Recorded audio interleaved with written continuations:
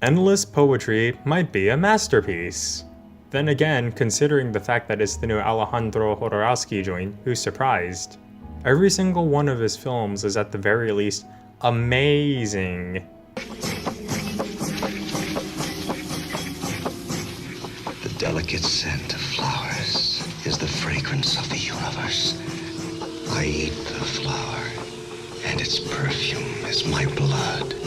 Together we form a dog. With my personal favorite being Santa Sangre. It's one of the most dynamic, vibrant, and creative takes on the coming-of-age story that I've ever seen. Think Garden State, but on acid.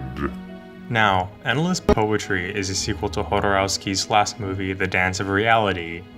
While it's not completely necessary to have watched that beforehand, it's a really great movie, and it definitely helps to contextualize a few crucial story elements in Endless Poetry.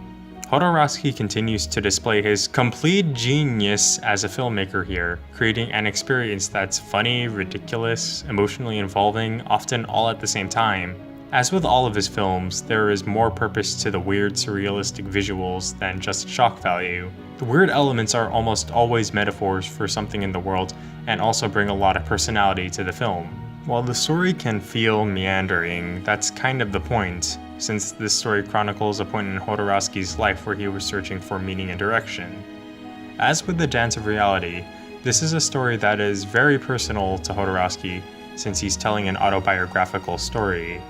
The film's surrealistic and comic nature also keeps it from feeling boring, and I was entertained every single minute of the film. Keep in mind, the movie is about 2 hours long, and it definitely feels its length, but not in a bad way.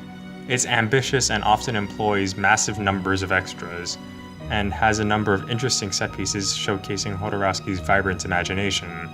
This is also one of his most visually interesting films. Shooting on digital is an interesting companion to the strange imagery that often comes with his work.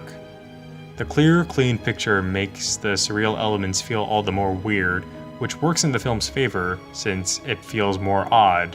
There are times in the story where you might interpret the film as a massive ego project, and while I won't dispute that, there is an ethereal quality to it that I think makes the film feel more like a personal exercising of demons.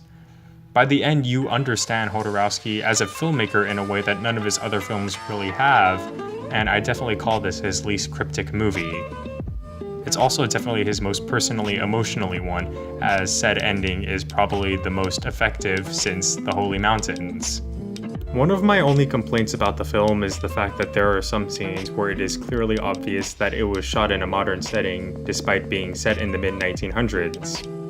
While it is likely that this aspect was either intentional or out of his control, it did take me out of the specific tone that the film had set, especially since it's much more obvious here than it was in The Dance of Reality. There is one scene for which it does work in the film's favor, though I can't specify why for the sake of spoilers. Despite that minor flaw, I can't really fault the film for much. Jodorowsky is a master filmmaker who I think deserves to be placed alongside masters such as Bergman, Scorsese, or Fellini. His films are all innovative and strange, and they push the boundaries of what cinema can be. Endless Poetry further pushes that boundary by not only expanding what a biopic can be, but what a movie can be. Go see it while it's still in theaters.